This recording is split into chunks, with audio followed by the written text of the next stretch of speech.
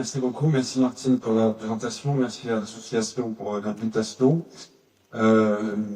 Donc, Martine, quand tu m'as demandé de venir parler des vaccins, j'étais un petit peu hésitant vu la période dans laquelle on sortait, qui était un peu tourmentée sur cette question. Et puis finalement, en fait, il faut en parler. C'est de ça dont je vais vous parler aujourd'hui. Avec un exposé en plusieurs parties. D'abord, je vais faire un bref historique sur les maladies infectieuses, les facteurs qui sont responsables de leur émergence, des épidémies comme on a connu celle du Covid récemment, et puis les tout premiers essais de vaccination qui ont eu lieu il y a bien longtemps en fait, bien avant Pasteur, bien avant les grandes figures qu'on connaît de l'histoire de la médecine et de l'immunologie. Je vais vous parler un tout petit peu de l'immunologie. Qu'est-ce que c'est que, parce que pour comprendre ce que c'est qu'un vaccin et comment ça fonctionne, il faut comprendre un tout petit peu l'immunologie. Donc, qu'est-ce que c'est notamment qu'une réponse primaire et une réponse secondaire pendant une infection? C'est vraiment ça la base de la vaccination, en fait.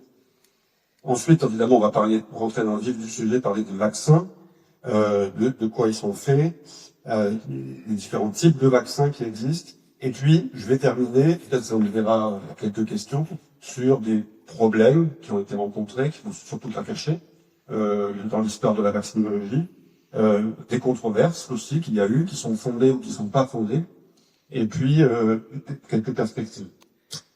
Donc, une première partie sur les maladies infectieuses, avec un tableau assez rapide, tout simplement pour rappeler que les maladies infectieuses ne font pas simplement partie de notre histoire sanitaire, ou économique, ou sociétale. Elles font complètement partie de elles sont complètement engrammées dans notre histoire culturelle. Bon, c'est illustré ici avec plusieurs tableaux. On a des souvenirs même de choses qu'on n'a absolument pas connues. On pense aux grandes pestes, comme par exemple la peste noire, qui a donné lieu à une foultitude de représentations graphiques ou d'écriture, etc. Vous avez une représentation ici encore d'une maladie infectieuse bien connue, avec trois personnages célèbres. Pauline de Beaumont, la maîtresse de Chateaubriand, dont il parle abondamment dans ses mémoires d'outre-tombe, la Traviata, inspirée d'Adam Camellia, et Frédéric Chopin, qui sont tous les trois morts d'une maladie infectieuse terrible.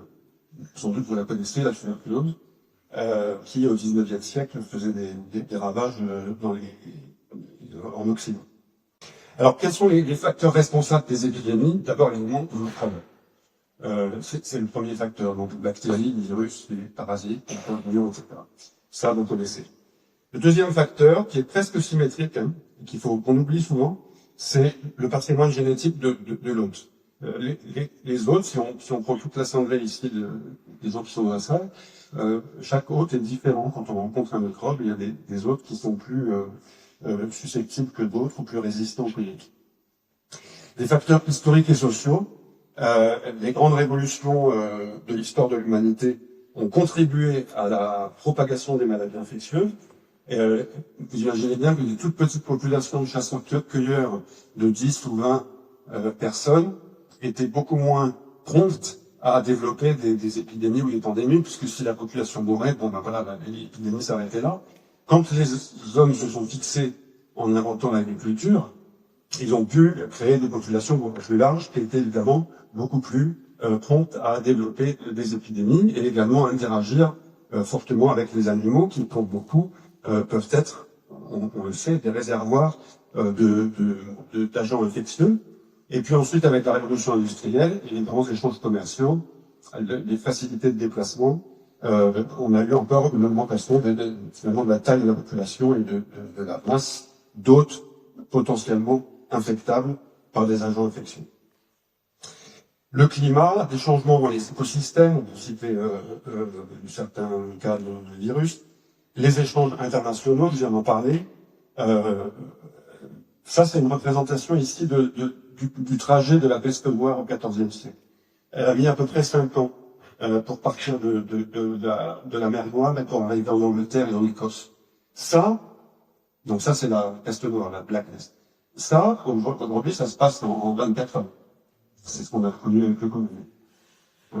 Donc évidemment, les échanges internationaux ont contribué au développement des épidémies, des pandémies. L'industrie, le commerce, l'élevage intensif, avec notamment des zoonoses. Vous avez entendu parler de zoonoses, c'est-à-dire des infections qui se transmettent d'animaux. Alors ça peut être très varié. Hein. J'ai cité quelques exemples ici. On a des exemples de grippes qui sont transmises à partir de volailles, poulets, canards par exemple.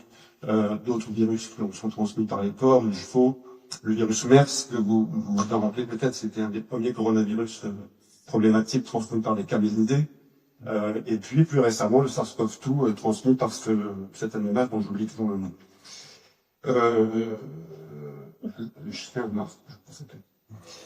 Qui est consommé, donc, et vendu sur les marchés chinois.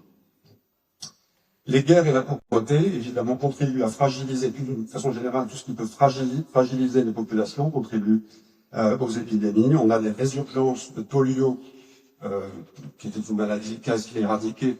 On a des résurgences de polio dans les zones de conflit, ça c'est très bien documenté. Et puis évidemment le terrorisme, qui n'a pas été inventé par les Américains et l'anthrax, hein, parce que, juste pour rappel, les combattants ici de la Horde d'Or lançaient des cadavres par-dessus les remparts de pestiférés pour leur transmettre la peste. Alors, face à ça, comment on peut se défendre? Eh bien, ça fait bien longtemps qu'on sait que les survivants de certaines maladies, alors une maladie emblématique infectieuse, c'est le variole, dû à un virus, les survivants, bien souvent, ne rattrapent pas la maladie. Ça, c'est quelque chose qu'on ne comprenait évidemment pas. Alors, à l'époque dont je vais vous parler, on ne connaissait pas du tout les microbes. On parlait de malédiction, on parlait de choses comme ça, mais pas de microbes, et encore moins d'immunité. Par contre, on observait simplement que les survivants de maladies infectieuses ne rattrapent pas la maladie. Et donc, certains ont eu l'idée, par exemple, des Chinois au XVIe siècle, des Turcs en 1700, à Constantinople, de prélever des pustules sur les malades de variole et de les injecter à des sujets sains. Alors évidemment, c'était des protocoles qui aujourd'hui ne peuvent pas, mais à l'époque on pouvait le faire. Et ils observaient qu'à ce moment-là, ceux à qui on injectait ces pustules étaient protégés contre la variole. C'était, alors parfois ils mouraient, à des taux non négligeables, parce que 1 à 2% de décès suite à une vaccination, aujourd'hui, ça serait totalement inacceptable. Mais bon, voilà, c'était très empirique. Alors, c'est ce qu'on a appelé la variolisation. Donc, on inoculait de la variole pour protéger contre la variole. Et puis, progressivement, cette technique, si on peut dire, s'est propagée de l'Orient à l'Occident. Alors, il y a un exemple qui est bien connu, qui est Letty Montagu, qui était la femme d'un ambassadeur anglais, rescapée elle-même de la variole, 17e, début du 18e siècle, et qui a suivi son mari à Constantinople, où elle a observé ses expériences de variolisation. Voilà. Et elle a décidé de faire varioliser, on ne parlait pas de vacciner à l'époque, son premier enfant en 1721. Elle est revenue en Angleterre, elle a fait varioliser son deuxième enfant, et puis toute cette pratique a été suivie par la cour d'Angleterre et s'est propagée en Europe. Voilà. Et donc, la technique a été plus ou moins maîtrisée, et en tout cas, le taux de développement de la maladie suite à cette variolisation était fortement diminué. Une autre étape très importante dans le développement des vaccins, on va arriver au vaccin proprement dit, c'est un médecin anglais, Edward Jenner, 18e, début du 19e siècle, qui observe que les valets de ferme qui traitent les vaches ne contractent pas la variole humaine. Mais que parfois ils développent une forme non grave, bénigne, due à la variole de la vache, qui s'appelle la vaccine. Vaccine, du nom de vaca, vache, etc. Et donc, comme c'est une forme bénigne, pas très grave, il a l'idée d'inoculer à des sujets, notamment la première fois c'était un enfant en 1796, le pus prélevé d'une femme atteinte de la variole de vache. Et cet enfant a été protégé contre la variole, puisque Jenner lui a administré la variole en suivant. Bon. Pratique qui, évidemment, encore une fois, c'est totalement proscrite aujourd'hui, mais le petit enfant en question a été protégé.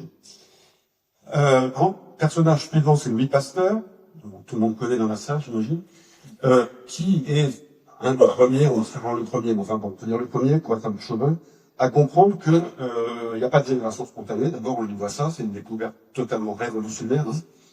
Et il comprend que les microbes sont responsables des maladies infectieuses. Et il cultive beaucoup de microbes, il les inactive, et en suivant un peu les principes de Jenner, souvent on dit que Pasteur est le père de la vaccination, c'est pas de la même. C'est un des pères, on peut dire.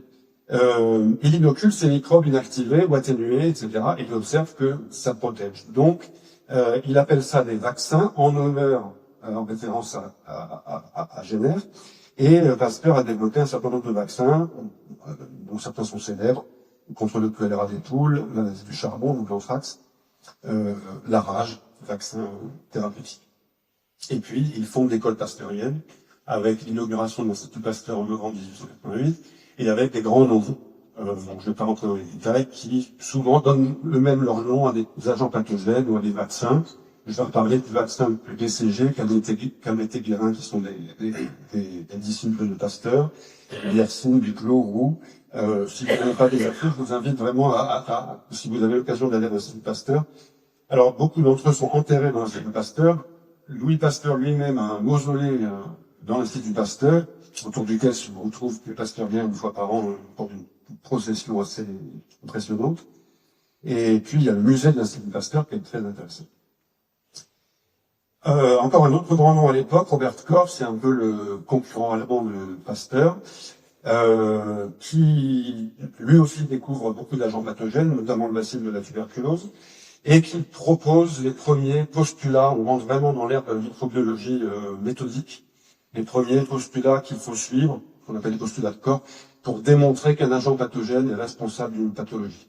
Je ne vais pas rentrer dans les détails de ces postulats, mais c'est assez bien, c'est très solide. Alors, il y a quelques faiblesses, notamment ça suppose que l'agent pathogène en question soit cultivable, puisqu'il y a une étape où il faut le réinoculer pour observer s'il crée la maladie, et tous les agents pathogènes ne sont pas facilement cultivables dans des tubes à essai. Donc c'est la naissance de la microbiologie. En parallèle, naît l'immunologie. Donc la microbiologie, on s'intéresse à l'agent pathogène, aux microbes. L'immunologie, on s'intéresse à comment l'hôte infecté réagit, avec, encore une fois là, des grands noms, deux en particulier. Ilya Metchnikov, qui découvre la phagocytose, en utilisant un instrument simple mais très performant à l'époque, qui était le microscope, et où il observe que les cellules peuvent manger des microbes et des particules, ce qu'il appelle la phagocytose, et on le considère comme le père de l'immunité cellulaire. En parallèle, Paul Ehrlich découvre la protection que peut conférer un sérum, donc le liquide dans lequel baignent nos cellules sanguines.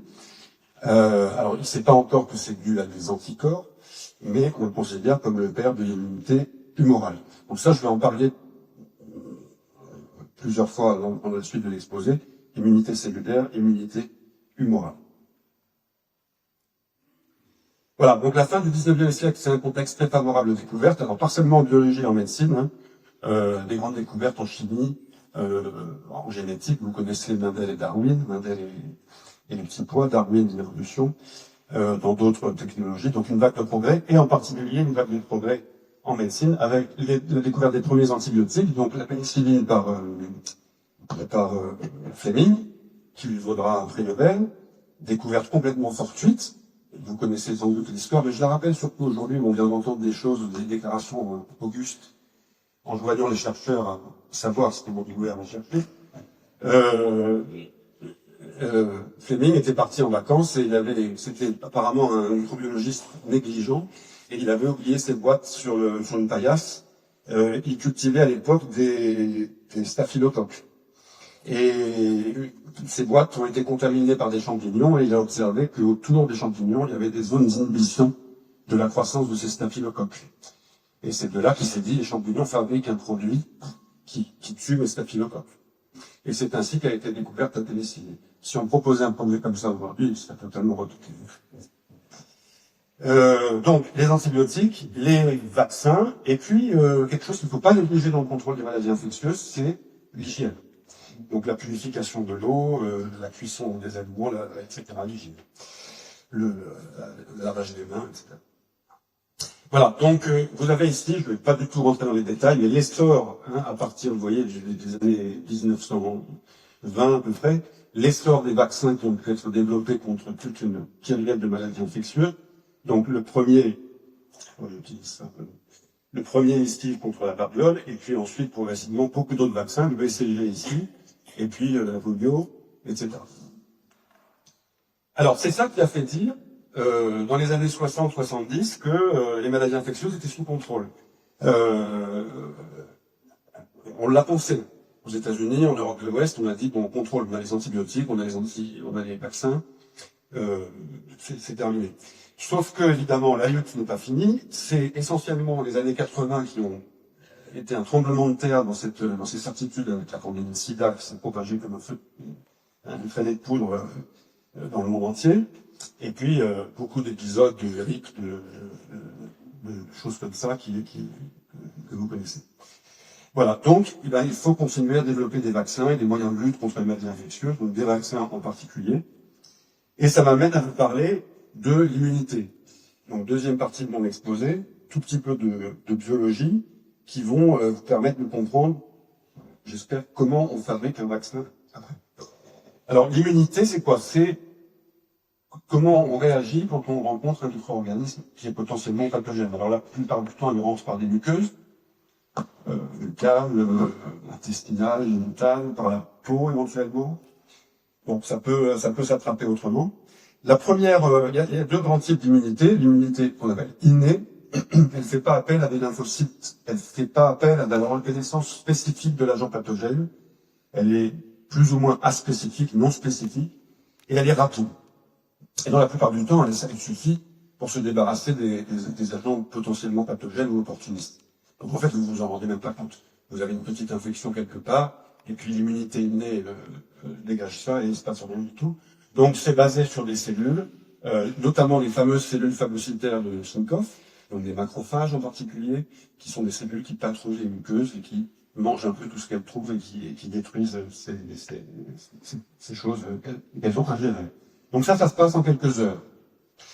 Et puis si ça suffit pas, à ce moment-là se met en place, c'est beaucoup plus compliqué, une immunité adaptative qui, là, comme son nom l'indique, est adaptée aux pathogènes rencontrés et qui repose sur des cellules spécifiques qu'on appelle les lymphocytes T et B, qui vont reconnaître ces pathogènes et produire des molécules pour contrôler ces pathogènes. Donc les lymphocytes B vont fabriquer des anticorps, par exemple. Les lymphocytes T vont fabriquer d'autres molécules, en particulier ce qu'on appelle des cytokines, pour activer des réponses immunitaires. Alors ça prend beaucoup plus de temps, ça se passe sur des jours ou des semaines. Cette immunité cellulaire, elle est spécifique aux métazoaires, elle est absente des prokaryotes, donc des bactéries, des plantes et des micro-organismes unicellulaires que sont les protistes. Alors, un concept très très important qu'il faut vraiment comprendre pour comprendre ce que c'est qu'un vaccin, c'est cette notion de réponse primaire et de réponse secondaire.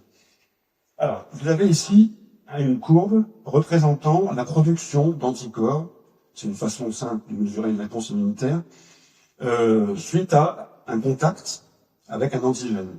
L'antigène, c'est ce que reçoit un anticorps, donc ça peut être par exemple une protéine produite par une bactérie. Bon. Et qu'est-ce qui se passe quand on mesure la production d'anticorps spécifiques de cet antigène après contact? Eh ben, on observe d'abord un certain délai de réponse et une certaine amplitude de réponse. D'accord? Et là où c'est magique, entre guillemets, c'est que si on réinjecte quelques semaines ou mois plus tard le même antigène au même organisme, on a une réponse qui est plus courte, donc un délai raccourci, et surtout une amplitude de la réponse beaucoup plus élevée.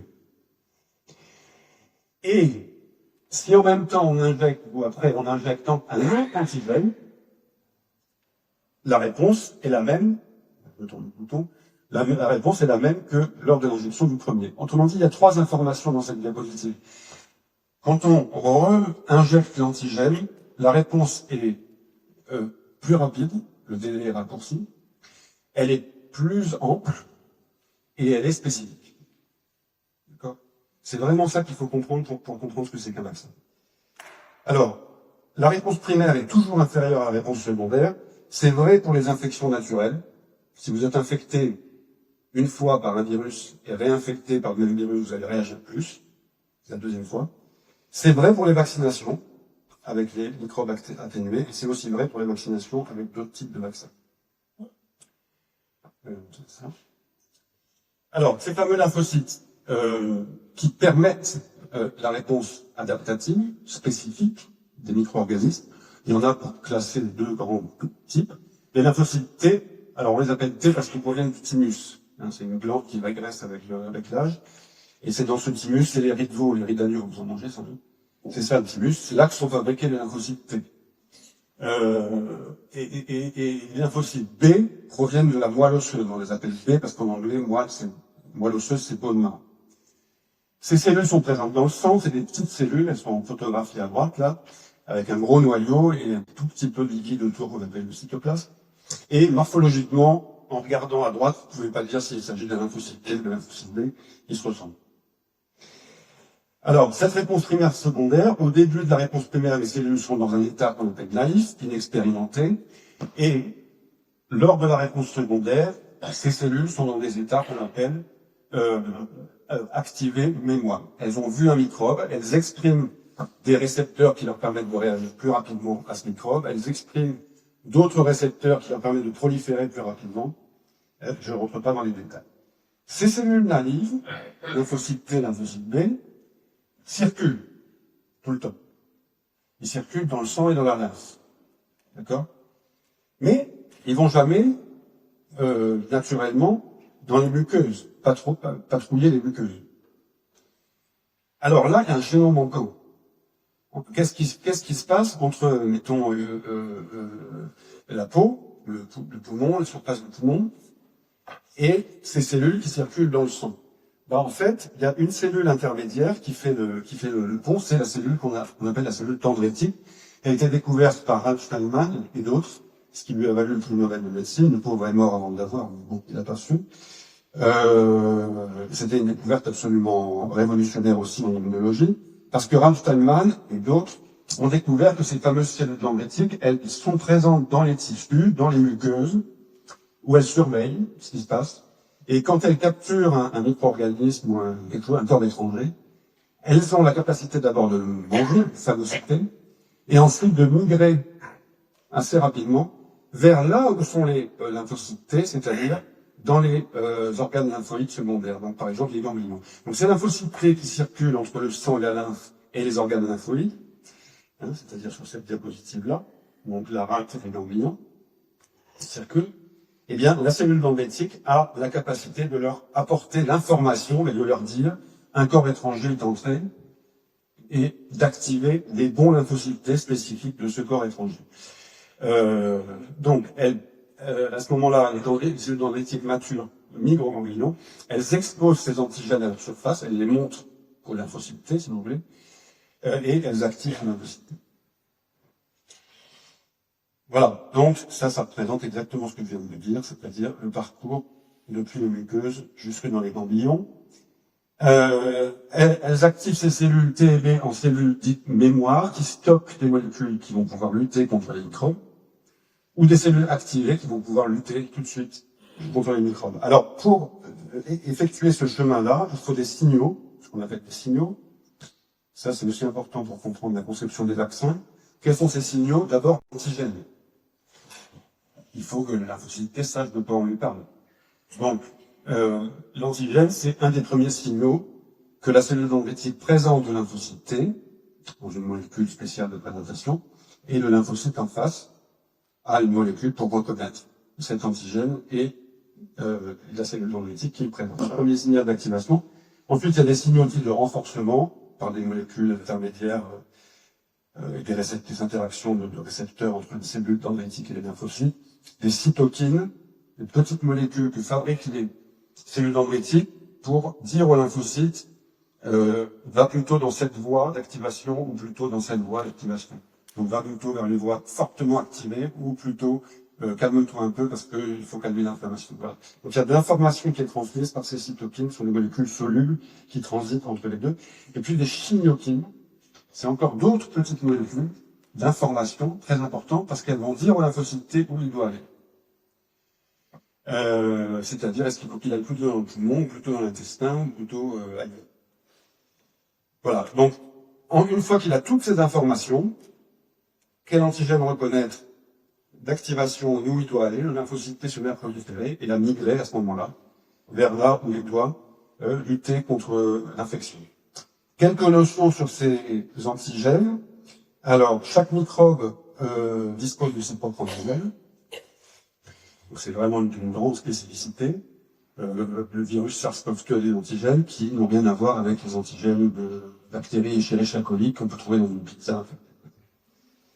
On produit également des auto-antigènes. On a nous-mêmes les antigènes, c'est ce qu'on appelle le soi. Le microbe, c'est le non-soi. Nous, on a le soi.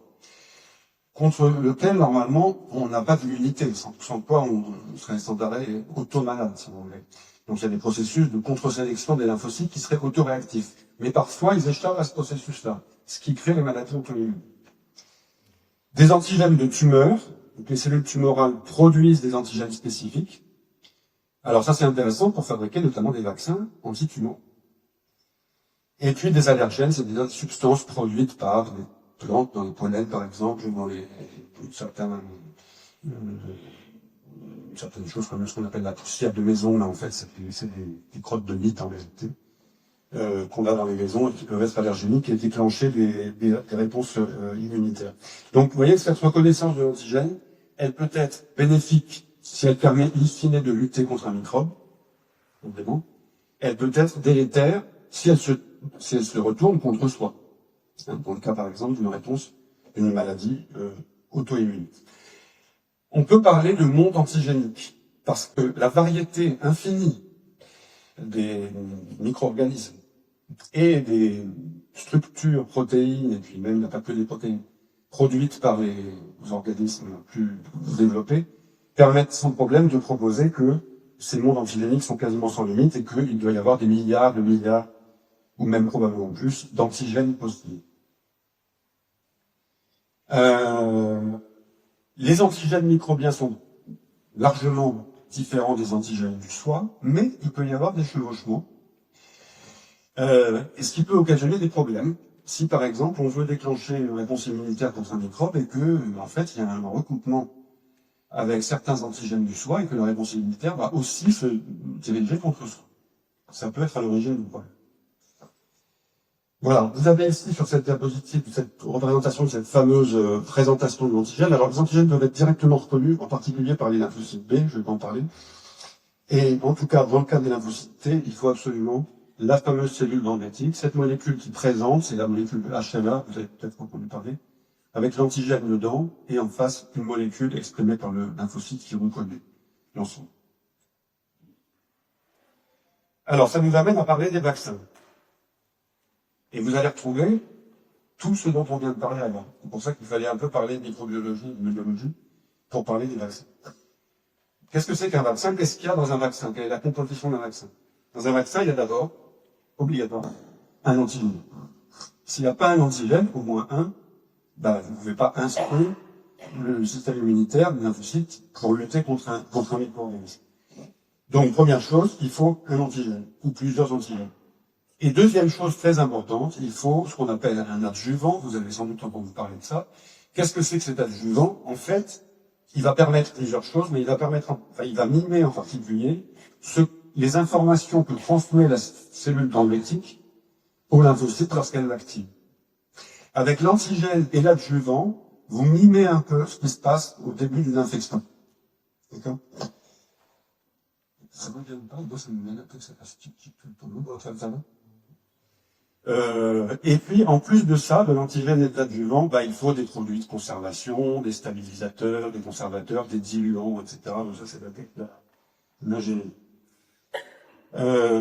Alors, voilà. Quel est l'effet attendu des adjuvants? On parle souvent des adjuvants, les gens souvent pensent que c'est pas bon, les adjuvants, mais ils sont nécessaires, les adjuvants, souvent. Pas toujours, mais souvent. Les adjuvants, d'abord, ils permettent à la dose vaccinale de persister au site d'injection. Quand on vous a vacciné pour la Covid, pour ceux qui sont vaccinés pour la Covid, c'est une injection intramusculaire.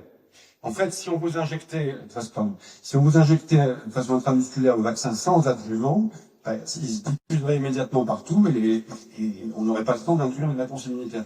Donc le fait qu'il y ait un adjuvant, une émulsion, en quelque sorte, permet à la dose de vaccination de rester en place au moins un certain temps. Et puis, comme je viens de vous le dire, elle a une action sur les cellules dendritiques, l'adjuvant a une action sur les cellules dendritiques et permet d'activer ces cellules dendritiques par le biais de récepteurs, bon, je ne vais pas rentrer en détail. Voilà. Donc, c'est des produits qui sont extrêmement importants. Quand, je vous ai dit, on n'a pas besoin toujours d'un adjuvant. Donc, quand a-t-on besoin d'un adjuvant? Quand il n'est pas déjà présent dans le vaccin qu'on inocule. En fait, quand on vaccine avec une protéine toute seule, une protéine, c'est pas un adjuvant. Elle n'a pas de propriété adjuvant. Donc, il faut lui ajouter un adjuvant synthétique. Mais quand on vaccine avec une bactérie entière, elle a plein de lipides, elle a plein de sucre, elle a plein de protéines autour d'elle qui ont cet effet d'adjuvant. Donc là, c'est pas la peine d'en rajouter. Vous voyez? Par exemple, le BCG, c'est une bactérie entière, vivante. Il est absolument pas nécessaire, et on ne le fait pas, d'ajouter un adjuvant au BCG. Inutile. Par contre, si on vous vaccine avec la protéine spike du SARS-CoV-2, si on vous met que la protéine spike du SARS-CoV-2, ça se passe strictement rien. Il faut un adjuvant. Voilà. Alors, quels sont les antigènes qu'on peut injecter? À peu près tout ce qui peut exister comme antigène. Des peptides, c'est-à-dire des tout petits morceaux de protéines, ou des protéines entières, des glucides, des sucres, des lipides, des acides nucléiques, on va en reparler, etc.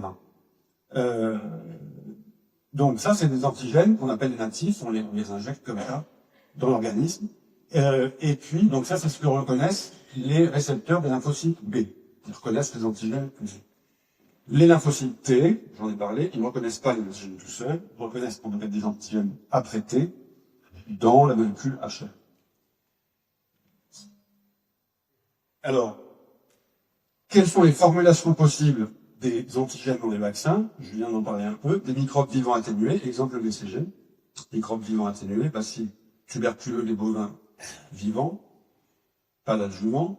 Des microbes carrément tués, par exemple par la chaleur. Il y a eu des vaccins contre la grippe, par exemple, développés comme ça. Des vaccins qu'on appelle sous-unitaires, on descend en taille, si vous voulez. À ce moment-là, purifiés ou synthétisés, c'est par exemple des protéines qu'on a synthétisées ou qu'on a fait synthétiser. Et puis, les fameux vaccins, dont on a entendu parler, ADN ou ARN, c'est-à-dire que là, on n'injecte pas l'antigène, mais on donne à la cellule, on donne à l'autre la capacité de fabriquer lui-même l'antigène. C'est ça qui se passe quand on injecte un vaccin ADN ou ARN. On n'injecte pas la protéine, on injecte l'information génétique qui va permettre à la personne vaccinée, si vous voulez, à ses cellules, de fabriquer l'antigène. Alors, quelques mots sur les vaccins vivants atténués, c'est typiquement les vaccins pasteuriens ou génères.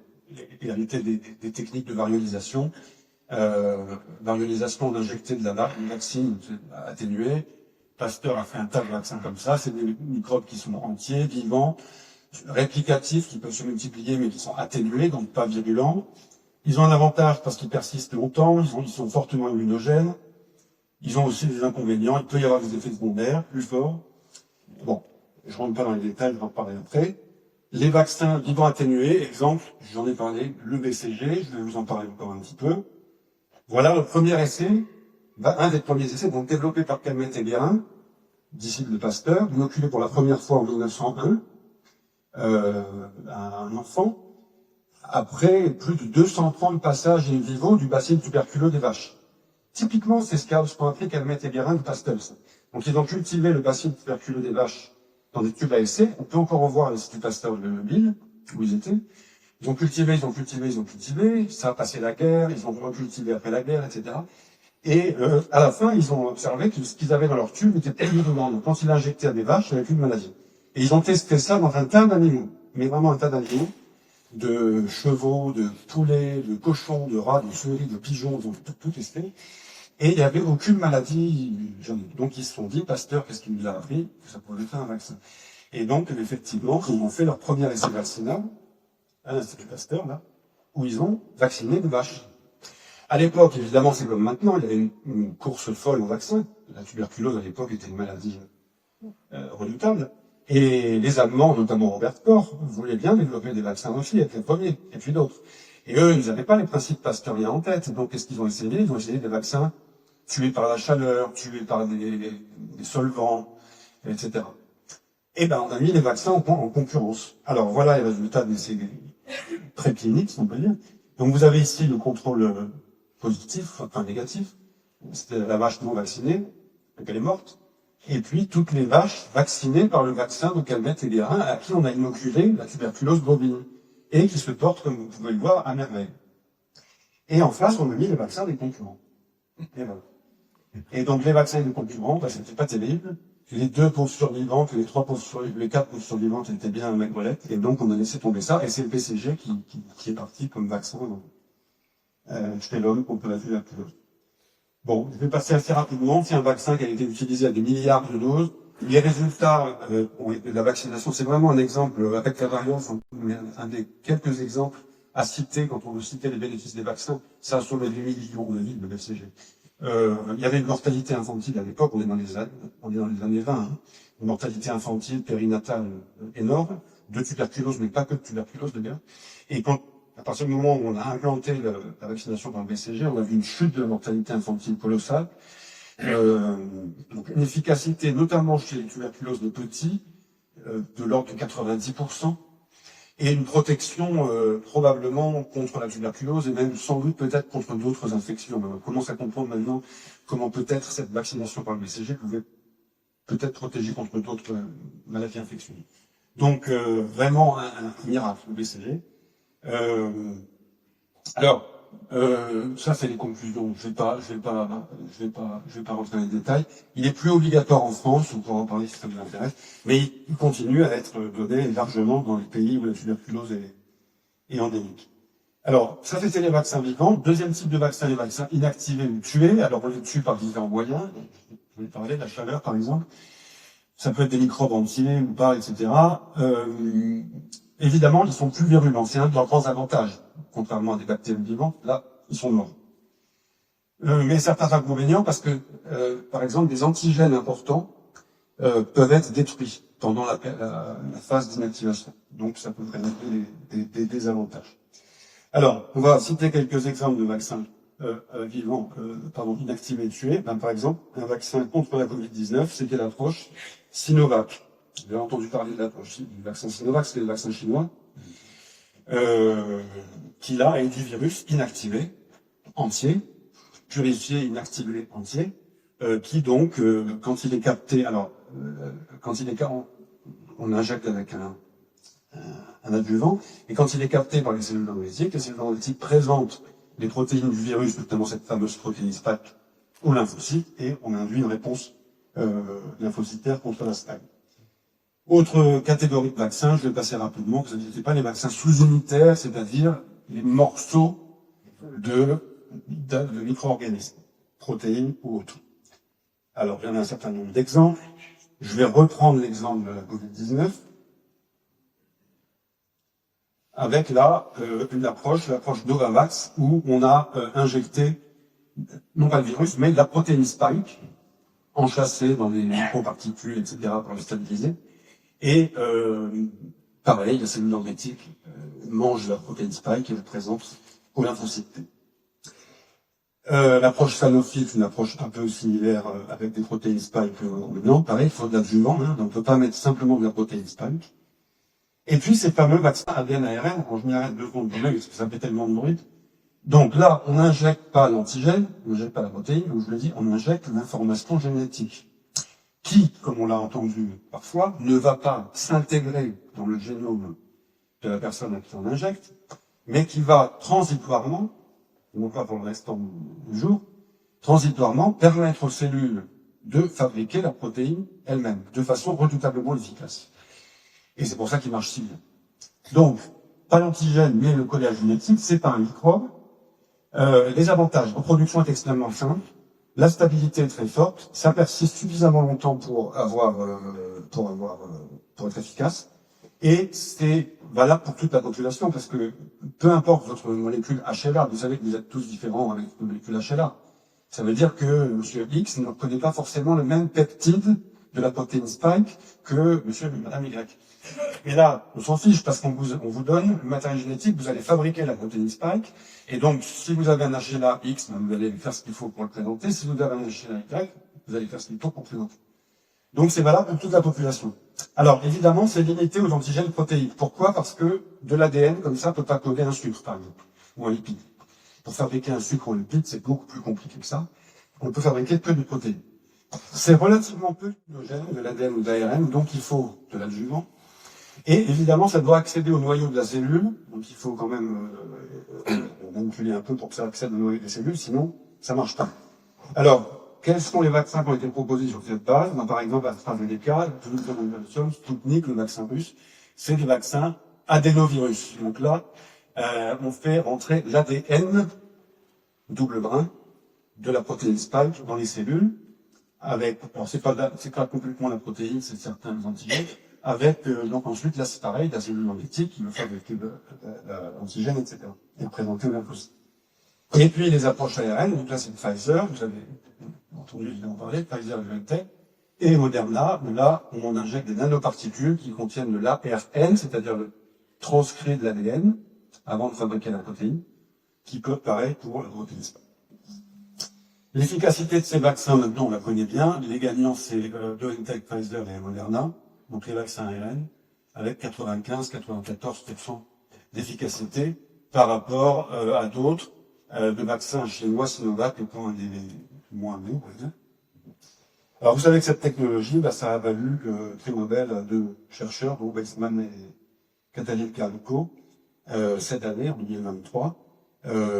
Alors qui n'ont pas découvert évidemment que l'ARN pouvait servir de vaccin, qui encore moins que l'ARN fabriquer de protéines, mais qui ont su comment modifier cet ARN pour justement ne pas induire de réponse inflammatoire trop grave, trop importante quand on les injectait.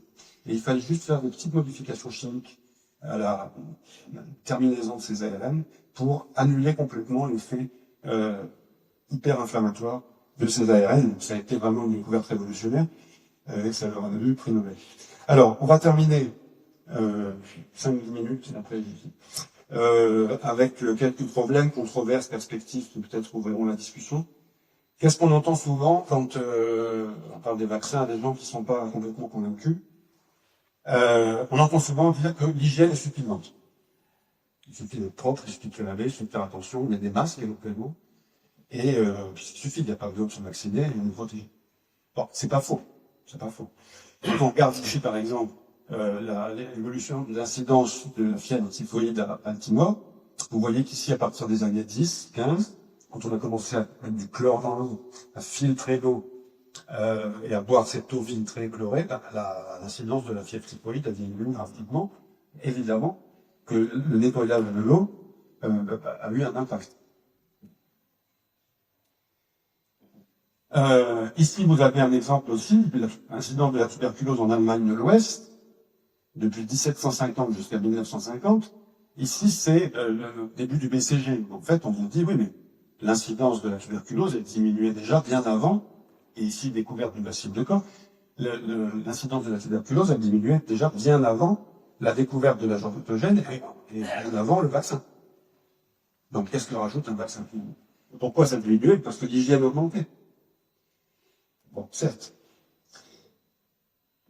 Ici, un exemple qui vous montre quand même que des fois, c'est quand même assez corrélé. Vous avez l'évolution de la rougeole, je ne sais plus où c'est, cette donnée-là, en Angleterre. Et vous voyez quand même que la diminution...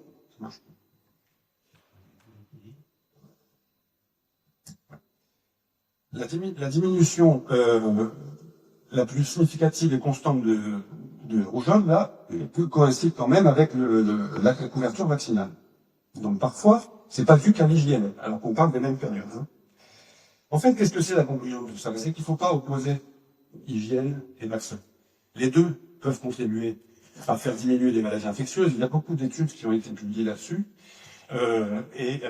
Finalement, qu'est-ce qu'on peut conclure? Il y a des cas, hein, par exemple, c'est la variole, ici, où clairement, c'est la vaccination qui a permis d'éradiquer la variole. C'est pas l'hygiène, c'est le vaccin. C'est indiscutable. Il y a des cas, par exemple ici, la peste bovine, où c'est les conditions sanitaires. Et puis, il y a des cas, ici, la dracunculose due à un ver, où c'est un mélange des conditions sanitaires, amélioration notamment de la propreté de l'eau, et de vaccination. Donc ça sert à rien de dire l'hygiène suffit, on n'a pas des vaccins. On a besoin des deux. C'est ça la conclusion. Alors, on va aller un peu plus loin dans les problèmes. Les accidents de vaccination, je ne vais pas vous les donner tous parce qu'il y en a beaucoup, mais c'est normal. C'est comme si on recensait les accidents de la route qu'il y a tous les ans. On a un nombre innombrable, ça va vous entendre, vous allez voir demain matin. Donc, un exemple connu, qui je parle encore parce que c'est dans le domaine de la tuberculose, la vaccination, l'accident de Lübeck. On appelle l'accident de Lübeck, 1929-1933, à Lübeck en Allemagne. Qu'est-ce qu'on fait? On vaccine des petits-enfants avec le BCG. C'était la grande période de vaccination BCG, tous les nouveau-nés passaient au BCG. Et sauf que là, c'est complet de l'eau, on leur a injecté le pathogène, le bacille du corps. Et non pas le BCG. Il y a eu une erreur quelque part. Et donc, ce bacille de corps, il a été donné oralement, à l'époque, on donnait une petite cuillère par l'injection, à 250 enfants âgés de 10 jours. Donc, tout petit. 173 malades, 72 morts. Catastrophe. Catastrophe, mais quand même, avec un peu de recul et un débat un peu moins passionné, d'un œil d'immunologiste, quand même une majorité d'enfants qui ne meurent pas avec une infection à tuberculosis. C'est intéressant d'un point de vue de l'immunologie. Mais enfin, c'est un accident de vaccination totalement dramatique. Un deuxième exemple, 1940, vaccination contre la fièvre jaune chez les militaires américains, et l'autre vaccination sont contaminés par du virus de l'hépatite B. À ce moment-là, 330 000 soldats infectés, 65 morts d'hépatite fulminante. Accident dramatique, évidemment, on ne peut pas le nier. Accident, voilà. La vaccination. Autre exemple, vaccination contre la polio en Californie. On vaccine avec un virus de polio inactivé. On n'inactive pas ça. Et donc, évidemment, on inocule de la polio à moitié vivante. 40 000 personnes développent une polio, et une des conséquences de la polio, c'est la paralysie, vous savez. 200 personnes restent paralysées, 10 décès. Accident, catastrophe. 2018, plus proche de nous, dans une île en Polynésie, Samoa, on resuspend du vaccin contre la rougeole. Alors, je ne sais pas comment ça peut se faire, dans une solution qui contient du fluorure. Donc c'est un paralysant immédiat. Vous savez, 2 enfants meurent immédiatement foudroyés de la vaccination. Voilà. Alors, vous voyez que les dangers liés au vaccin, ils sont dus à quoi? Ils sont dus à soit de la virulence résiduelle de ce qu'il y a dans le vaccin, par exemple, on n'inactive pas assez bien le vaccin, à la toxicité des adjuvants, c'est arrivé, notamment on a arrêté les sels d'aluminium parce que c'est toxique, toxicité de certains conservateurs, ou à la présence de composants allergéniques. Les effets, on va en parler après, concernant les vaccins ARN contre la Covid, pour parler de ce qu'on connaît. Les douleurs au point d'injection, ça je pense qu'il y a beaucoup d'entre vous qui l'ont connu. Moi je l'ai connu. C'est une réponse inflammatoire normale au point d'injection. Les syndromes pseudo-grippaux, plus fièvre, fébrilité comme ça, sans doute que beaucoup l'ont connu. C'est souvent précoce, après la vaccination, transitoire, et en général c'est pas grave. Il y a quand même des risques, mais il y a toujours des risques. Alors qu'est-ce que c'est ces risques? Des allergies. Oui, il y a eu des cas d'allergie. Des paralysies faciales, périphériques, plus ou moins transitoires. Il y a eu des cas rapportés. Myocardite, des cas rapportés et attribués à la vaccination. Des troubles menstruels transitoires chez les femmes. Il y a eu des cas rapportés comme attribués à la vaccination. Il y a des risques qui sont en cours d'évaluation. Encore maintenant, on n'est pas très clair, il faut notamment des réactivations de zona, d'infections virales latentes. Et puis il y a des risques qui ont été complètement réfutés, mais il y a des gens qui croient encore que c'est la vérité. Ça a été totalement réfuté, notamment les thromboses veineuses, l'infarctus du myocarde, les fausses couches, les AVC et le cancer. Donc, pour continuer sur les vaccins Covid, ça c'était en décembre 2022, il y a un an, 145 millions d'injections en France. 145 millions d'injections en France. Évidemment, il y a des agences qui surveillent tout ça. Des agences sanitaires qui font ce qu'on appelle de la pharmacovigilance. C'est vrai, c'est suivi d'extrêmement près.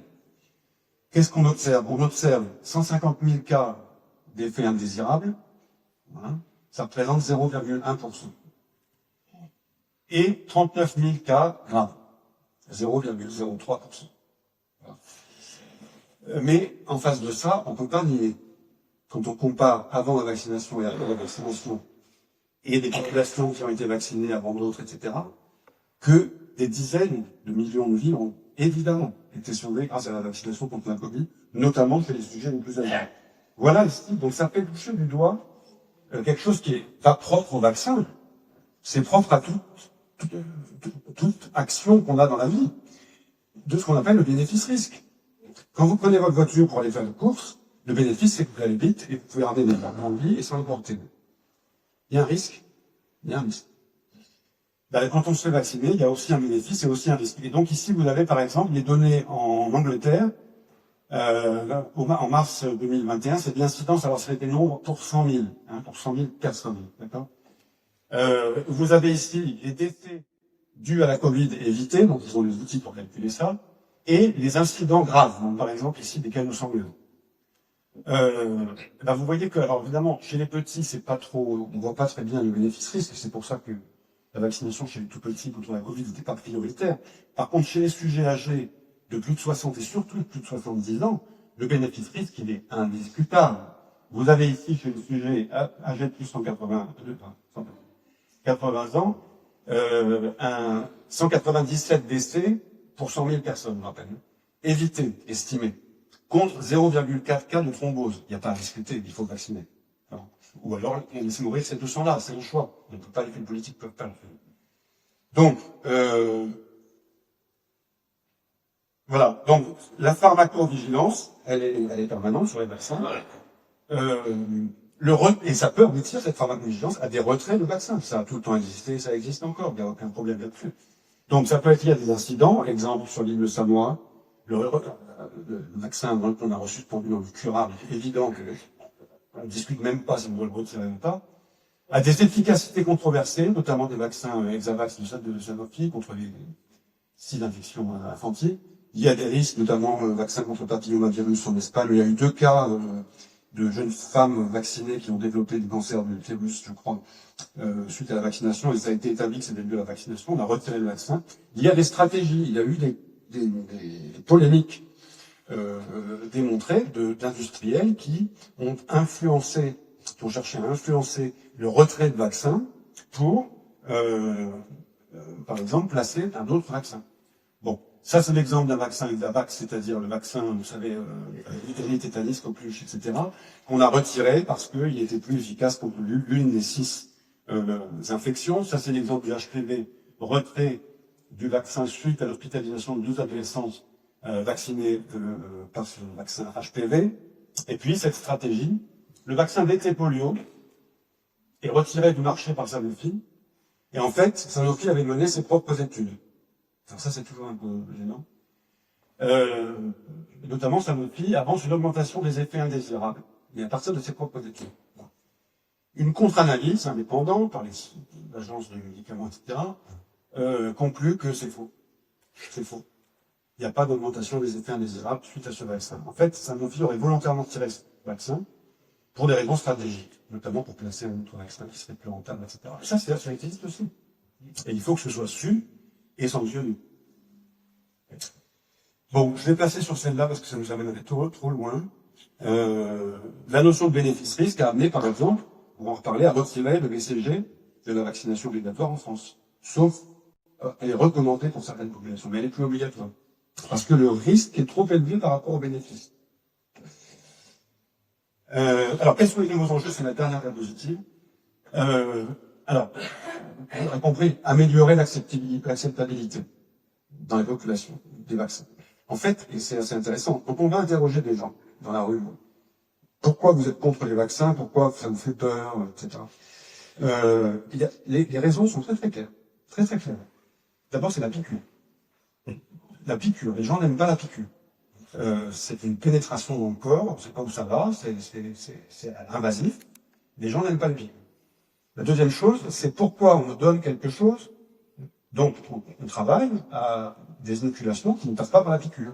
Avec des patchs, avec des choses comme ça. Deuxième chose, pourquoi je dois prendre quelque chose alors que je suis pas malade? un médicament, entre guillemets, et moi je suis pas malade. Il faut expliquer que non seulement un vaccin protège la personne vaccinée, mais surtout protège 15 personnes autour. C'est ça le vaccin. Et troisièmement, on m'oblige. Ça, les gens supportent pas. On m'oblige. Ça vient en haut, où le président décrète, vaccination, etc. Vous n'avez plus en passe vaccinale, puis vous rentrez dans les passes, vous n'avez pas de passe, etc. Ça, les gens supportent pas. On peut dire que dans la crise de la Covid, ça sans doute pas fait dans les meilleures conditions, mais en même temps, je pense qu'il l'a prenait en marche. Voilà. Donc, je vous ai dit les nouveaux modes d'administration, les efforts d'éradication des pathologies, trouver des modes, beaucoup de pédagogie pour expliquer ce que c'est que les vaccins et pourquoi, quels sont les bénéfices des vaccins. Et puis, trouver des nouveaux champs d'application. Ça, c'est très intéressant. Les vaccins, évidemment, ont été inventés pour protéger contre les maladies infectieuses. Mais on comprend maintenant, et on développe des vaccins contre un tas d'autres maladies, comme des cancers, allergies, maladies auto-immunes, maladies neurodégénératives. Il y a des gens qui travaillent sur des vaccins pour prévenir ou traiter maladies d'Alzheimer ou autres neurodégénérescents. Il y a des gens qui travaillent sur des vaccins pour le nicotine, pour traiter les gens qui sont accros au tabac.